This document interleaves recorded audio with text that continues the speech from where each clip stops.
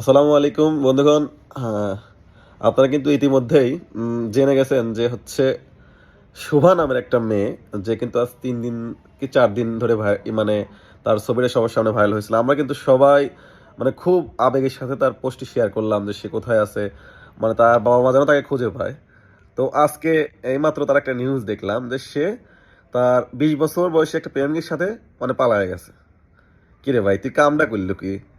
তুই এখন খেলবো হইলে পুতুল লিয়া, তোর কি এখন পালানের বয়স? যার বয়স 11 বছর, 11 বছর বয়স, ক্লাস 6 মেবি পড়ে, সে তার 20 বছরের বয়ফ্রেন্ডের সাথে পালায় গেছে। তাও পালায় গেছে কোথায়? নওগাঁ, জেলা নওগাঁ। আর তার বাড়ি হচ্ছে বরিশাল। আর সেই শুভা মানে তার মায়ের ক্যান্সার ক্যান্সার দেখাতে ঢাকায় আসার কারণে মানে তার বাবা মা তার হচ্ছে ফুফুর বাসাতে উঠছে। সেখান থেকে সে ফুফাতো ভাইকে নিয়ে বের হয়ে তার প্রেমিকের সাথে পলাইছে। তাহলে এটা কি হইল? হ্যাঁ? 11 বছরের মেয়ে হয়ে তুই মানে আমার এই আপুরের আবেগটা একবারে কেমন সেই ওই ইসের ওই করার মতো হয়ে গেল। মানে আমার এই আবেগ একবারে দুলুর হয়ে গেল। আমরা এত ইয়াং জেনারেশন, মানে ভিডিওটা আমার ভিডিও হোক বা ছবি হোক, আমরা সব গ্রুপে সবাই পোস্ট করলাম, শেয়ার দিলাম। এখন সবার মানে মনে একটা প্রশ্ন, ভাই তুই কামটুক করলি কি?